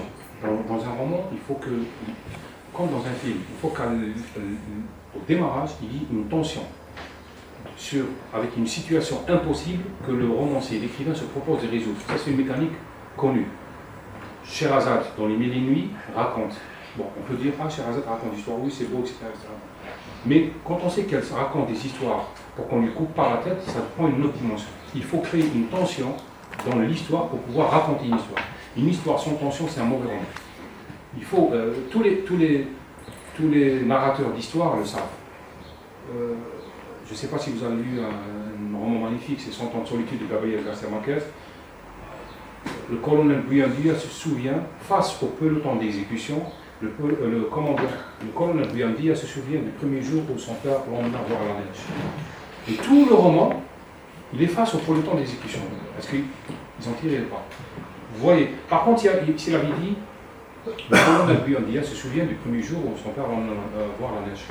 C'est beau, mais c'est pas la même tension. Vous voyez un petit peu, un lecteur est feignant, il faut prendre par le coup, il faut lui vendre une histoire en disant c'est une histoire de vie ou de mort. Donc, choisir un arabe anonyme qui parle un autre arabe anonyme dans un bar, je ne pense pas que j'aurais été en Roumanie pour en parler. Ça ne m'intéresse pas ça. Ou, sauf si je trouve quelque chose de beaucoup plus génial. Pour la dimension politique, effectivement. La raison une, c'est qu'en Algérie, on adore faire de la politique. On en fait tout le temps, on en parle tout le temps, etc. Parce que c'est une équation qui n'est pas résolue. Il y a des Algériens, quand j'en parle comme ça, ils sourient, parce qu'ils savent que c'est vrai. Nous adorons surpolitiser les choses. Parce que nous sommes dans un pays où la question politique de la légitimité de celui qui gouverne n'a pas été tranchée. Alors, c'est comme en Roumanie avant la chute de Ceausescu. Tout était politique, parce qu'il y avait une dictature. Quel est le lien entre les deux, entre l'engagement politique et le roman? C'est que l'enjeu central des deux, c'est la liberté. Si je vivais dans une démocratie parfaite, j'aurais écrit des histoires d'amour. Parce que la question de la liberté aurait été résolue. Je n'aurais pas été menacé, mes livres ont été distribués, je n'aurais pas eu de problème. Donc je vais écrire des histoires d'amour. Quand on est dans des pays où l'enjeu, c'est votre vie et la liberté, le lien entre le politique et le littéraire se fait automatiquement. Je ne suis pas le premier. Les écrivains de l'Europe de l'Est vivaient tout ça, à Kundera, à Dimitriot, etc. Les écrivains russes de l'URSS vivaient tout ça. Solzhenitsyn, c'est une question politique. Même s'il écrit le pavillon cancéreux, etc. Mais il y a du politique toujours. Parce que dans certains pays où la liberté manque, la question politique est une question globale. On ne peut pas raconter une histoire d'amour qui se passe en Syrie maintenant, sans parler de la Syrie, de la situation politique en Syrie. On ne peut pas écrire des histoires simples quand on est en prison ou quand votre vie est menacée. La question politique est liée à la question de la liberté et donc liée à la question de la littérature. C'est comme ça. Quand ça sera résolu, on va s'occuper d'autre chose. En Amérique latine, pendant très longtemps, les écrivains, qu'est-ce qu'ils écrivaient? Les grands écrivains d'Amérique latine des années 70-80, c'était la question politique. Quand 5 ou 10 écrivains se sont rassemblés un jour, ils se sont dit, tiens, on va chacun écrire un roman sur le dictateur. Je ne sais pas si vous connaissez ça. Les plus grands écrivains se sont rassemblés dans une petite salle, ils ont dit, chacun va écrire un roman sur le dictateur. Et il y a eu Moi le Suprême, c'est un excellent roman sur le dictateur. Il y a eu celui de Gabriel García Márquez, L'automne du patriarche. Il y a eu à peu près 5 ou 6 romans, parce qu'ils sont entendus. Parce que la question politique en Amérique latine durant les années 70 c'était central. C'est une question vitale. Ce n'est pas une question de parti politique. Vous voyez? Donc on ne peut pas, je ne peux pas. Je ne peux pas jouer de violon pendant que le Titanic coule. C'est comme ça. La raison première est bonne, créer des services pour pouvoir sécuriser son pays. Mais la réalité est, c'est comme les lois Big Brother, c'est-à-dire, pour lutter contre le terrorisme, je suis désolé, il n'y a pas de liberté individuelle. Il faut qu'on surveille vos communications, etc. etc. L'intention est bonne en elle-même, est-ce que vous comprenez? C'est-à-dire, on fait ça pour sécuriser le pays. Mais au bout de 2 ans, généralement, il y a un glissement. L'instrument de surveillance qui était pour surveiller les terroristes devient un instrument pour surveiller les libertés. Et il devient un instrument de dictature. Il y a un glissement. Je dis cet exemple pour revenir à ce que vous dites. Je suis pour la liberté, pas uniquement pour la liberté d'expression. La liberté d'expression pour tout le monde. Celui qui est religieux, qui veut s'exprimer, il a le droit. Ce n'est pas le laïc que je suis qui a uniquement le droit. Non. En Algérie, ils avaient écrit à l'époque un article qui avait un petit peu secoué quand j'ai dit que les imams sont... On les oblige à faire de la propagande politique. Et mes amis de gauche qui disaient tu es anti-religieux, je dis non, je suis anti-religieux, je suis anti... Le fait qu'on utilise la religion pour mais un imam qu'on oblige à faire la célébration du tel président, je trouve ça indécent, scandaleux. Donc, ça c'est... Maintenant, on prend l'exemple le plus connu, Charlie. Je l'ai toujours dit, entre un dessinateur et un tueur, on choisit le dessinateur. Il n'y a pas à négocier, je veux dire, c'est évident. Je ne vais pas soutenir un dessinateur contre un tueur. Maintenant, ce que fait le dessinateur qui porte atteinte à, etc., là aussi il y a des nuances. J'ai écrit un dernier article en Algérie et en France. En France, oui. J'ai fait une lettre ouverte à ceux qui manifestent dans le monde contre le fait que les caricatures, contre le prophète, etc. Écoutez, j'ai dit pourquoi vous manifestez?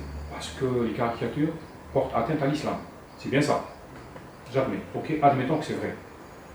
Daesh, quand il décapite des gens, les brûle, quand il viole, au nom de l'islam, est-ce qu'il ne porte pas atteinte à l'islam? Bien sûr. Alors pourquoi on manifeste contre Charlie, on ne manifeste pas contre Daesh? C'est la question que je me pose. À qui? Non, je me pose à moi-même. Pour pouvoir essayer de comprendre pourquoi. Si la raison première est une atteinte à l'islam, je suis d'accord. Alors qu'on manifeste aussi contre l'État islamique. Parce que lui, il porte atteinte à l'islam beaucoup plus gravement qu'une caricature. Vous voyez? Donc, c'est très pernicieux comme débat. Je suis pour la liberté. Je ne suis pas pour l'insulte. D'accord? Mais je voudrais qu'il y ait un sens de la responsabilité chez celui qui est libre et chez celui qui croit. Les deux. Parce qu'ici, il n'y a pas le sens de responsabilité, le débat est faussé dès le début. Je vais dire, non, je suis pour la liberté d'expression. Ah, donc vous acceptez qu'on insulte nos symboles. Non, je ne suis pas pour qu'on insulte les symboles. Ah, donc vous êtes contre la liberté d'expression. Non, je pense que c'est une question de responsabilité. Il faut définir des responsabilités, il faut que chacun soit responsable de la liberté. D'accord? Donc, quand on manifeste contre Charlie, ok, je peux admettre, on se sent, et quelle manifestation? C'est pas... Mais aller jusqu'au bout, manifester contre Daesh, qui insulte l'islam encore plus gravement. Quand on, vous voyez, vous avez vu les scénarios d'exécution, c'est plus qu'une atteinte à l'islam, je veux dire. Quand Boko Haram kidnappe des filles qui vendent à $6, c'est pas une atteinte à l'islam, à l'image de l'islam? Effectivement, pourquoi on ne bouge pas? Parce qu'au fond, la raison n'est pas la même. On n'aime pas l'Occident, on veut développer un sentiment occidental, et on manifeste contre ce qui se fait en Occident. Mais dès que les autres le font, on ne dit rien. Ça veut dire qu'au fond de la foi, il y a une mauvaise foi. Vous avez une autre question? Est-ce que vous pensez que l'Algérie est un pays vraiment indépendant de la France? Oh. C'est comme rien n'est acquis dans la vie. C'est comme quand on aime quelqu'un, encore c'est acquis. Non, il faut séduire chaque jour pour garder la personne qu'on aime et qu'elle vous aime encore en échange. L'indépendance, je pense qu'il y a un baromètre. Il y a des moments où on est vraiment indépendant et des moments où on ne l'est pas. Quand vous avez votre président qui va s'installer en France pour 4 mois, s'installer, son dossier médical est en France, je ne pense pas qu'on soit très indépendant. Et donc, deuxième des choses, c'est que les indépendances, qu'on le veuille ou pas, ont été des échecs dans le continent africain. Il y a très peu d'indépendances qui ont vraiment réussi. Elles ont fini en dictature pour être ces dictateurs qui par la suite sont mis sous tutorat occidental d'un pays ou d'un autre. L'indépendance, c'est beaucoup d'argent. George Washington disait une phrase que j'admire beaucoup, il disait qu'un sac vide ne tient pas debout. On ne peut pas être indépendant sans économie forte, sans une culture forte, sans un sentiment de souveraineté qui s'appuie sur une force réelle, une force culturelle, une force économique, etc. Dire qu'on est indépendant alors qu'on mange ce qu'on importe, on s'habille ce qu'on importe, on ne défend pas la culture de son propre pays, on exile ses propres élites, ça ne s'appelle pas de l'indépendance. Ce n'est pas de l'indépendance, non. Et ça d'un côté. De l'autre côté, il faut définir les colonisations.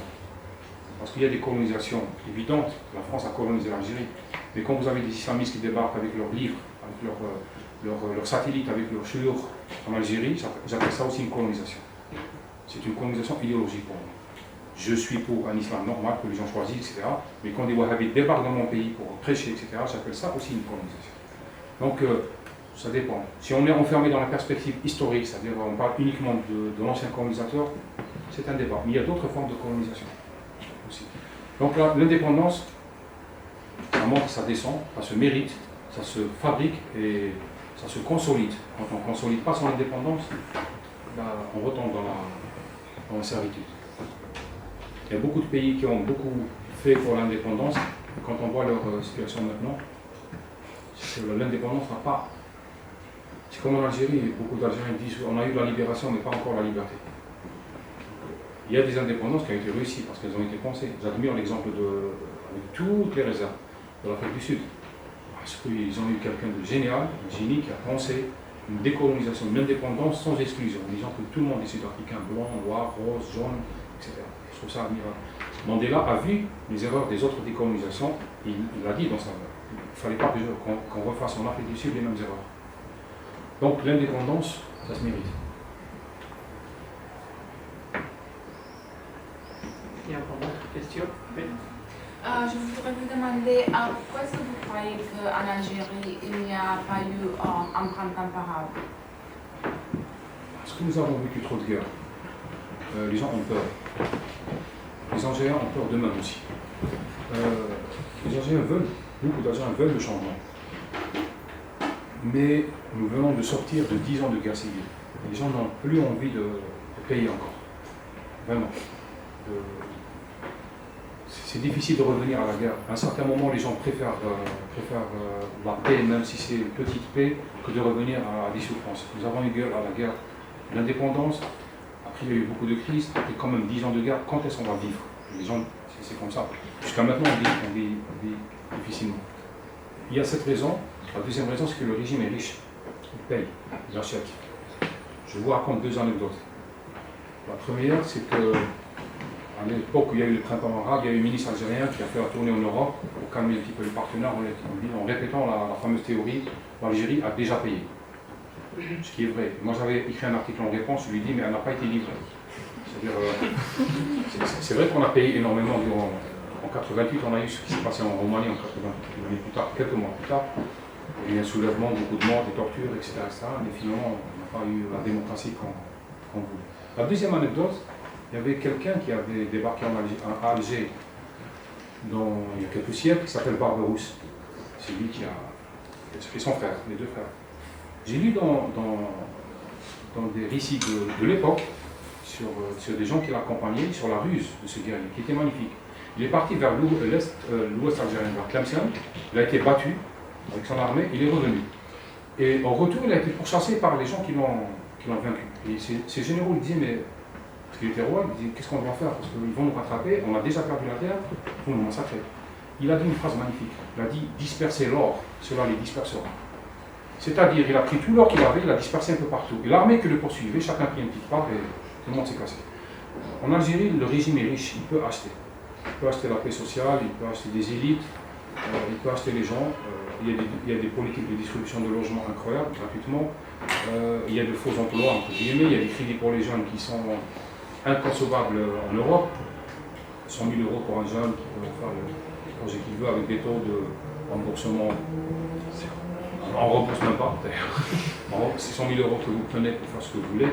Vous voyez un petit peu. Le régime est riche. Donc il paye. Donc il n'y a pas eu soulèvement pour ça. Mais je crois que la raison première, c'est pas uniquement l'argent, c'est la peur. Les gens avaient. Pendant 10 ans de la guerre civile des années 90, nous avons payé en silence. Les gens ne comprenaient pas c'était quoi la menace islamiste, c'était quoi les gens ne comprenaient pas. Et le régime en a profité. Parce qu'il y a eu on était au milieu. Donc la peur, c'est la peur, je crois. Vous avez une question? Là, je voulais tout simplement vous poser une question un petit peu directe. Est-ce que vous avez peur? C'est par rapport aux menaces, parce que je suis un petit peu de l'actualité, donc aussi en Algérie. Par rapport, donc excusez-moi de vous poser la question comme ça. Je sais que vous avez votre problème à vous, c'est ce que vous aviez dit donc, tout à l'heure, un problème religieux par rapport à la religion. Je sais qu'il y a des salafistes algériens qui vous en veulent un petit peu. Je sais que vous avez eu avec M. Hamadesh, est-ce que vous vous sentez un petit peu menacé en Algérie? Excusez-moi de vous poser la question comme ça directement. Non, pas de souci. J'ai peur, oui, bien sûr. Bien sûr, j'ai peur. J'ai des enfants, j'ai peur pour mes enfants aussi, ce qui est tout à fait légitime, tout à fait normal. J'ai peur pour ma vie. Oui. C'est tout à fait logique, je veux dire. Mais j'ai une discipline. Je n'y pense pas tout le temps, parce que sinon, ça va intoxiquer ma vie. J'y pense dans certaines circonstances. Par exemple, quand je fais des tournées en Europe, les foires, des rencontres publiques, pas comme ça, des rencontres open, avec toujours la sécurité, etc. Parce que le problème n'est pas le fait que ce soit une cellule terroriste qui va vous attenter à votre vie. C'est un petit illuminé qui croit que vous êtes un costard, qui prend son stylo ou son couteau, qui peut vous poignarder. Ça peut arriver, je veux dire. Bien sûr que j'ai peur, mais je n'y pense pas tout le temps. J'essaie de vivre normalement. Je prends beaucoup de précautions. C'est tout à fait légitime. Je suis très connu, donc le visage est facilement identifiable. Et parfois, la dernière fois j'étais pour faire la vidange de ma voiture en Algérie, il y a quelqu'un qui m'a regardé pendant 5 minutes, je commençais à voir. Il me dit, vous ressemblez étrangement à quelqu'un. Est-ce qu'on vous l'a dit? J'ai dit oui, on vous l'a dit. Oui, bien sûr, j'ai peur. Mais j'estime qu'il ne faut pas en faire un plat. J'aime pas le rôle de l'intellectuel algérien arabe menacé qui va se plaindre en Occident pleurant en disant oui, je suis menacé, etc. Je déteste ça. Je n'aime pas ça. Ceux qui sont menacés sont en prison. Vous savez. Moi, on ne me touche pas. On ne me touche pas pour le moment, on ne me touche pas directement. Pour des raisons évidentes, on peut me toucher de manière indirecte, ils l'ont déjà fait. On envoie un petit feu qui fait le boulot. Oui, j'ai peur. Il y a des moments de panique. Au salon du livre à Paris, j'ai eu peur parce que signer 200 romans d'un coup avec une file d'attente incroyable, vous ne pouvez pas ne pas penser en levant la tête, en discutant avec un lecteur, en disant qui derrière. C'est comme ça, c'est normal. Mais il ne faut pas faire un plat aussi. Oui, juste au fond. S'il a une nationalité pour une âme, si l'âme a une nationalité en fait. Je pense que l'âme est humaine. Elle peut être vue à travers des symboles d'une culture. D'accord? Le mot âme, on utilise le mot âme dans d'autres cultures, dans d'autres sphères, on n'utilise pas le mot âme, on utilise Purusha ou autre chose, etc. Ça n'a pas de nationalité, je ne pense pas. Alors on peut parler de l'esprit. Ah, ça c'est un débat que je préfère ne pas mettre le doigt dedans, entre esprit et âme, etc. Moi je crois... Simone de Beauvoir qui disait que en fait, l'esprit n'a pas de sexe, donc l'esprit n'a pas de la nationalité. Non. Moi je crois en un Dieu, mais je crois que c'est mon problème. C'est pas le problème des autres. Et je crois qu'il... J'aime beaucoup les spiritualités. Je déteste les dogmes et les rites. C'est comme ça. Je suis un très bon lecteur de tout ce qui est spirituel. Je ressens en moi la tentation et la nécessité d'une vie spirituelle. Je n'aime pas les dogmes. Et pour moi, non, l'âme n'a pas de nationalité. Et l'esprit n'a pas de sexe. Une dernière question. La demoiselle, et après une dernière question. La demoiselle. Moi, j'avais une question plutôt par rapport à ce que vous avez dit de Camus et de la condition absurde. En fait, vous avez dit tout au début que chacun trouve sa façon à lui de résoudre l'absurde. Et ma question serait s'il faut vraiment résoudre l'absurde, si vos personnages à vous sont des personnages absurdes. Puisque d'après ma dernière relecture du mythe de Sisyphe, Camus dit que justement il ne faut pas résoudre l'absurde. Et que l'absurde naît d'ailleurs justement de notre besoin à nous en tant qu'humains de mettre du sens là où il n'y a pas. Oui, je suis d'accord. Le seul problème, c'est qu'il faut beaucoup de courage. Beaucoup de courage intellectuel. Il ne faut pas trouver des solutions à l'absurde. Oui, mais en même temps, il faut beaucoup de courage pour pouvoir assumer l'absurde sans explication. Peu de gens le réussissent. Vraiment peu de gens. C'est comme porter quelque chose, c'est comme pousser un rocher pour saisir. Mais peu de gens, beaucoup de gens cèdent, arrêtent. Il faut beaucoup de courage, d'honnêteté intellectuelle, de formation, de lecture pour pouvoir assumer ce à quoi appelle Camus. Je l'ai lu, je l'ai vécu. Mais croyez-moi, il faut un énorme courage pour assumer cette condition humaine nue. On finit par céder, pas tous. On finit par céder ou par inventer quelque chose. C'est vrai que la position la plus honnête, c'est de ne pas mettre du sens là où il n'existe pas. Mais est-ce qu'on le réussit? Non. On finit toujours par mettre du sens. Même si on assume l'absurdité du monde, on va revenir vers l'amour de quelqu'un, vers la nostalgie de ses parents, de son enfance, on met du sens dedans. L'ambition, faire des études, l'ambition sociale, c'est aussi c'est une manière de remplir l'absurde. C'est pas uniquement un système philosophique, ce sont nos croyances quotidiennes aussi. Je n'ai pas compris la dernière phrase. J'ai dit, est-ce que c'est beaucoup plus fort de dire le mot arabe ou d'être un Algérien arabe? Non, je réagis par rapport à ce que j'ai vécu en Algérie. C'est-à-dire une sorte de fétichisation de l'arabité. On nous l'a imposé comme une nationalité. L'arabité, pour moi, très clair, c'est un patrimoine très riche, magnifique. J'en suis redevable pour ce patrimoine. Ce n'est pas ma nationalité.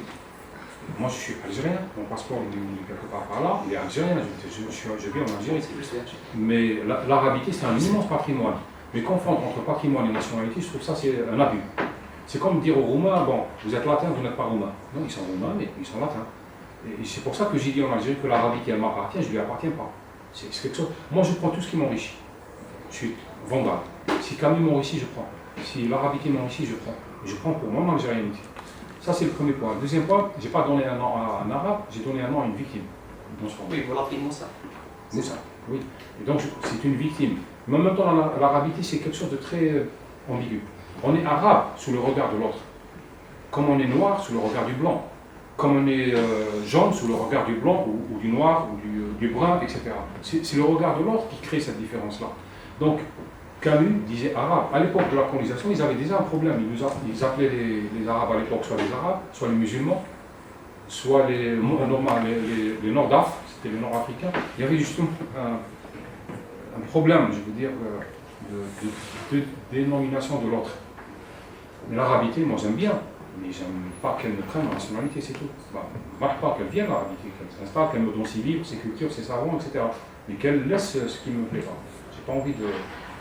Je ne fais pas de troc. Je n'échange pas ma nationalité, mon histoire, l'histoire de mes ancêtres contre une culture. Non. Donc ce troc-là, non. Je refuse. Et en Algérie, nous avons vécu cette surpolitisation de la question arabe. C'est-à-dire qu'elle est dominante. Au lieu d'accepter toutes nos composantes identitaires, non, on est arabe. Arrêtez. Ça veut dire quoi? J'ai compris que c'était par rapport aux colonisations. Ce qui n'est pas français doit être arabe. Non, je suis algérien. Je me sens algérien, profondément. Il y a des berbères aussi. Pardon? Quand je dis algérien, justement, quand je dis algérien, je signifie ça. Je plaide pour la langue algérienne et la langue amazigh. Genre, en Kabylie, on m'a posé la question, oui, j'ai dit, mais ne tombez pas dans le piège dont vous avez été victime. C'est-à-dire mettre la mazirité comme une langue exclusive des autres. Non. Ça, c'est ce qu'a fait la langue arabe politisée. Mais nous, on parle algérien, on parle berbère, on parle tergui, on parle chaoui, etc. Tout ce qui nous enrichit, marhaba. Bienvenue pour ce qui nous enrichit. Mais je ne veux pas être appauvri par quelque chose qui n'est pas moi.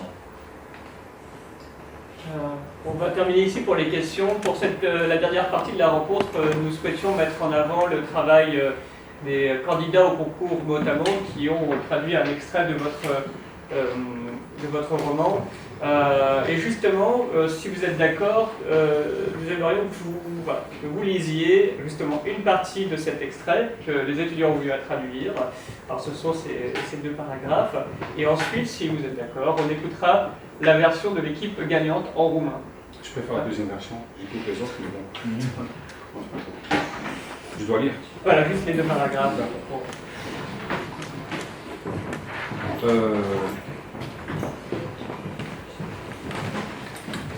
Ce que je veux, c'est me souvenir. Je le veux tellement, et avec une si grande force, que je pourrais remonter le temps, peut-être. Arriver à cette journée d'été de 1942 et interdire l'accès à la plage durant 2 heures à tous les Arabes possibles de ce pays. Ou bien être jugé, enfin, oui, pendant que je regarde la salle d'audience se faire écraser par la chaleur. Halluciné entre l'infini et le halètement de mon propre corps, coincé dans sa cellule, luttant par le muscle et la pensée contre les murs et l'enfermement. J'en veux à ma mère, je lui en veux. C'est elle qui tenait ma main, tandis que Moussa tenait la sienne, et ainsi de suite jusqu'à Abel ou son frère. Je philosophe, oui.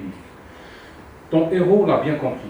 Le meurtre est la seule bonne question que doit se poser un philosophe. Tout le reste est bavardage. Je ne suis cependant qu'un homme assis dans un bar. C'est la fin du jour. Les étoiles surgissent une à une et la nuit a déjà donné au ciel une profondeur vertigineuse. J'aime ce dénouement régulier. La nuit rappelle la terre vers le ciel et lui confie une part d'infini presque égale à la sienne. J'ai tué pendant la nuit et, depuis, j'ai son immensité pour complice. Ah, tu sembles étonné par mon langage. Comment et où l'ai-je appris? À l'école, avec Mariam. C'est surtout elle qui m'a aidé à perfectionner la langue de ton héros. C'est elle qui m'a fait découvrir, lire et relire encore ce livre que tu conserves dans ton cartable comme un fétiche. La langue française est ainsi devenue l'instrument d'une enquête pointilleuse et maniaque. Ensemble, nous la promenions comme une loupe sur la scène du crime. Avec ma langue et la bouche de Mariam, j'ai dévoré des centaines de livres. Il me semble que j'approchais des lieux où l'assassin avait vécu, que je le retenais par la veste pendant qu'il embarquait vers le néant, que je le forçais à se retourner, à me dévisager, puis à me reconnaître, à me parler, à me répondre, à me prendre au sérieux. Il tremblait de peur devant ma résurrection, alors qu'il avait dit au monde entier que j'étais mort sur une plage d'Alger. Merci beaucoup. Maintenant, nous allons entendre la version en roumain de l'équipe gagnante pour les tables du Carestoire, qui était composée d'Alexandru Socuiu, qui est ici, et de Mihaela Kirobocha, qui est là-bas, et qui va lire justement le travail de cette équipe. Eroul tău a înțeles într-adevăr. Omorul este singura întrebare valabilă pe care trebuie să-și o pună un filozof. În rest, doar vorbe goale. Totuși, nu sunt decât un om care stă într-un bar. E sfârșitul zilei, stelele răsar una câte una și noaptea a dat deja cerului o adâncime amețitoare.